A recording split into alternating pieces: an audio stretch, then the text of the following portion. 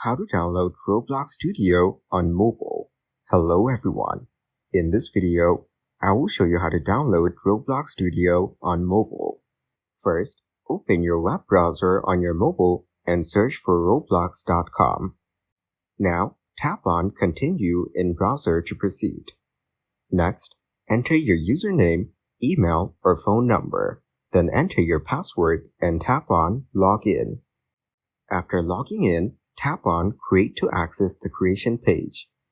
Now, tap on the page menu icon from the bottom left corner. Then select Request Desktop Website to switch to the desktop version. Now, tap on Download to get Roblox Studio. Finally, tap on Download again to start the installation process. Thank you guys for watching this video. Hope you got some value. Make sure to like the video and subscribe to the channel to get notified of new videos. See you in the next one.